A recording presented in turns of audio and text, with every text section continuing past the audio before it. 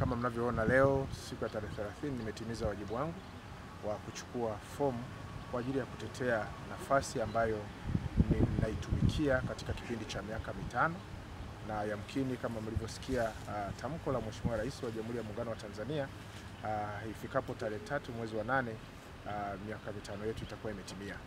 Lakini mchakato wa kutafuta kuziba nafasi hiyo unafanyika katika kipindi hiki, na mimi kama mbunge ambaye naelekea kumaliza muda wangu, basi ninayo kila sababu ya kuweza kutetea nafasi yangu, na sababu mambo ni ya msingi sana ambayo nina sababu ya kutetea kiti hiki.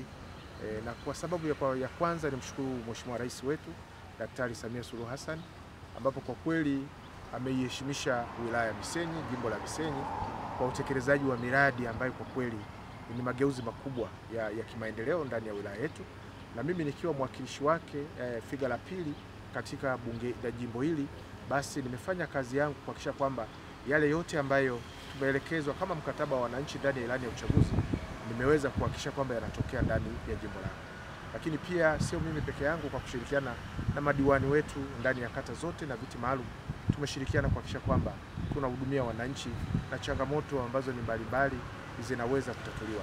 Lakini msingi kwanza niseme faraja tulionayo wana Misenyi, tunaona mageuzi makubwa katika upande wa afya, tunaona mageuzi makubwa katika elimu, tunaona mageuzi makubwa katika upande wa huduma za maji, tunaona mageuzi makubwa katika huduma ya miundombinu, yani barabara zote ambazo zinasimamiwa na TANROADS na TARURA. Lakini tunaona mageuzi makubwa katika kuhakikisha kwamba pia tunaendelea kukusanya mapato ya ndani, lakini tunaona mageuzi makubwa pia katika serikali kuhakikisha kwamba inatuletea ajira. Lakini tumeona mageuzi makubwa katika kuhakikisha kwamba tunapata nishati ya umeme katika maeneo yote ambayo yalikuwa hajafikia, hasa vijiji, na kuendelea kuweka katika vitongoji. Kwa hiyo tukiangalia katika mustakabali huo, mnaona mambo makubwa yamefanyika ndani ya jimbo hili la Misenyi. Sasa ni kwa nini mimi sasa narudi hapa nikiomba ridhaa tena ya wananchi? Kwanza wananchi niwashukuru sana kwa umoja na mshikamano na ushirikiano, na mimi nimepita wote, nimewapongeza, ni kuwashukuru kwa nafasi walionipa ya kuweza kutekeleza majukumu yangu.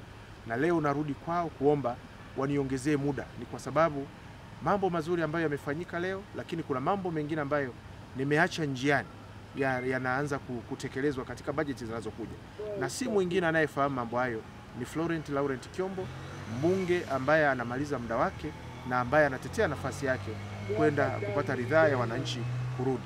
Na katika maeneo naweza kutaja baadhi, kuna miundombinu mingi ambayo nimeacha kwenye pipeline, kwa mfano ujenzi wa barabara ya rami kutoka Bukwali kwenda mpaka Katoma.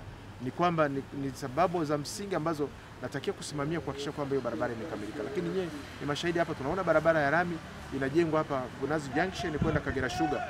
Umeona sasa, mimi mkandarasi ameshalipwa fedha za kwanza bilioni 5.4, lakini barabara ndo inataka kuanza.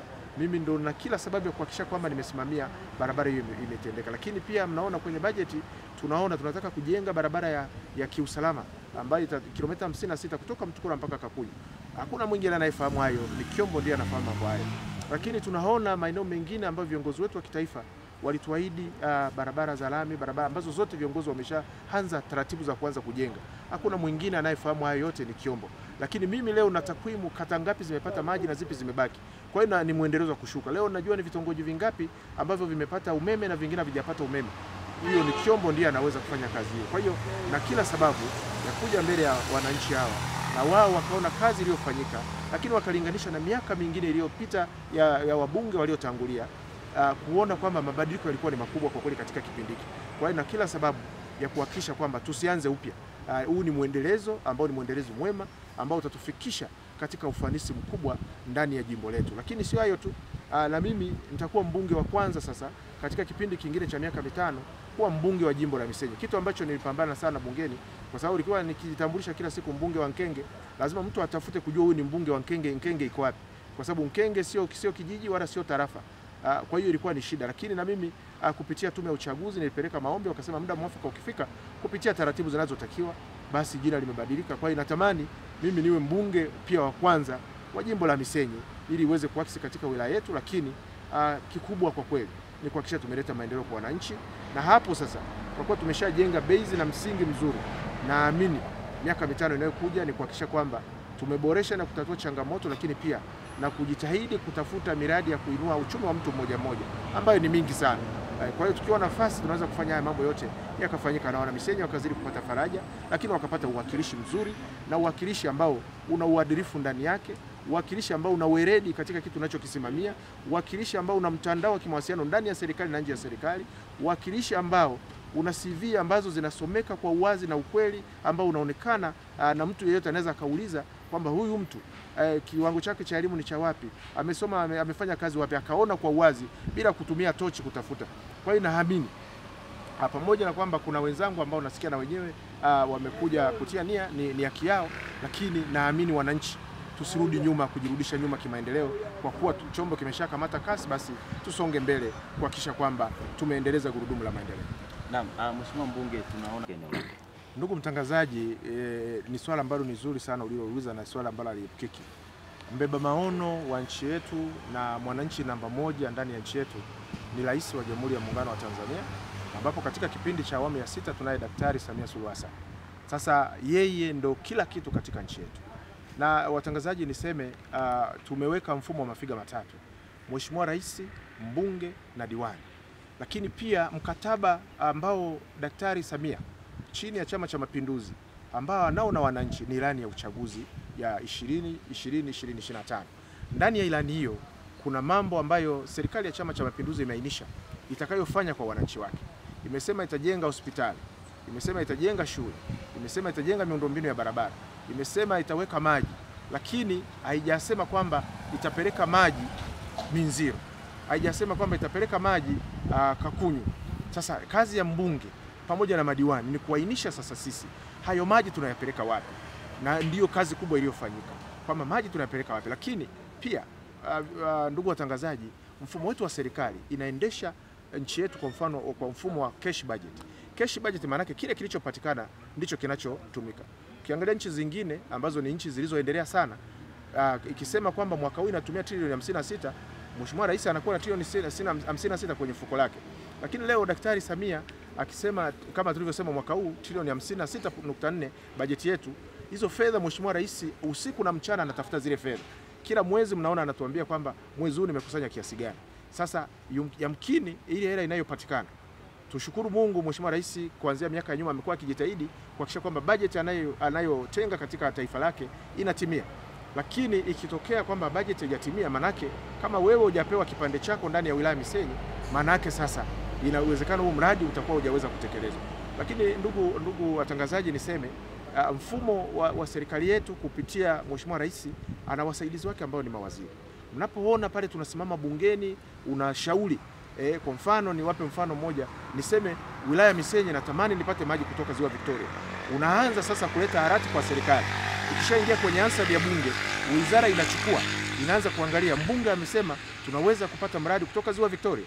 Inakuwa ni chanzo cha kutuma wataalamu, wakaanza kuona, wakasema kweli, wakija kufanya usanifu na upembuzi yakinifu, wanaona kweli hoja ya mbunge ilikuwa ina mashiko, kweli Ziwa Victoria lipo na inawezekana maji yakatoka pale.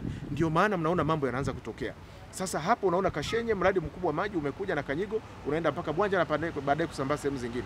Sasa kama mbunge hauwezi kuelewa kujenga hoja, wakati mwingine inakuwa ni ngumu kweli kuisaidia serikali ikafanya kazi yake kwa urahisi. Kwa hiyo ndugu mtangazaji, mimi naweza kusema kwa kazi ya mbunge, yani wewe ni middleman, kama mchezaji, nafikiri naweza kusema kama mchezaji namba 5 ambaye wewe unacheza kuhakikisha kwamba serikali unaiomba, serikali inakuuliza kweli hicho kitu kinawezekana, na unaenda kuisisitiza, inaleta vitu vinaonekana.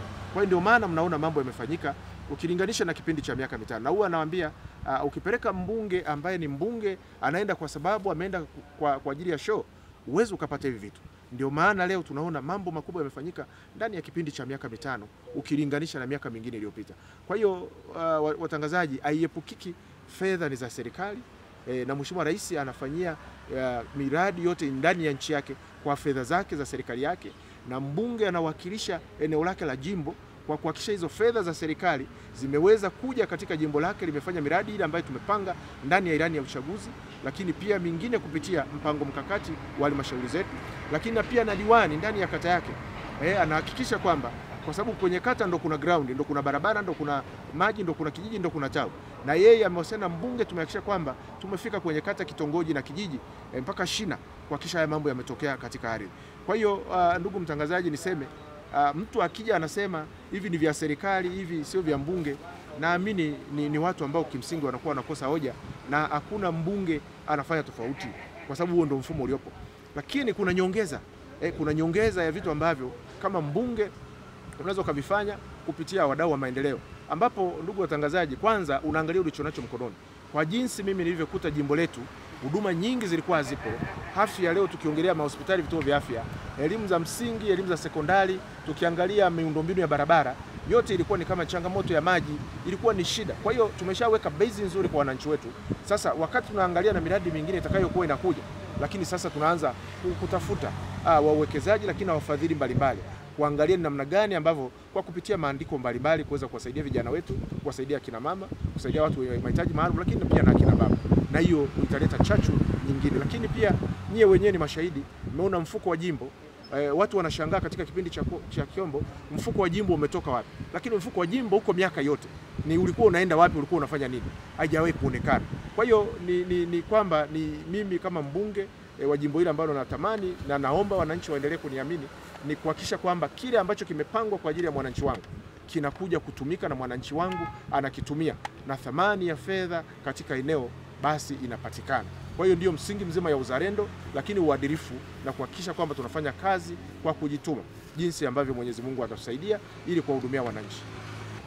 Familia yangu hapa mnaona pembeni yangu kuna mke wangu Francisca Kiombo, ambaye amekuwa ni kiungo kikubwa kwa kweli kuhakikisha kwamba nafanya kazi za wananchi wa Misenyi kwa kujitoa kwa moyo. Na muda mwingi ninapokuwa niko katika shughuli za familia za familia ya Misenyi, ya jimbo la Misenyi, maanake mama anasimama kwa ajili ya familia yangu na watoto wetu 4 ambao Mwenyezi Mungu ametubariki. Kwa hiyo amekuwa akisimama, na yote nayopitia, yawe ni ya furaha, yawe ni ya huzuni, kwa ajili ya huduma tunazotoa kwa wananchi, mke wangu amekuwa akisimama. Kwa hiyo ana mchango mkubwa, ndio maana mnamwona hata leo naye ameacha shughuli zake kuja kunisindikiza kuchukua fomu.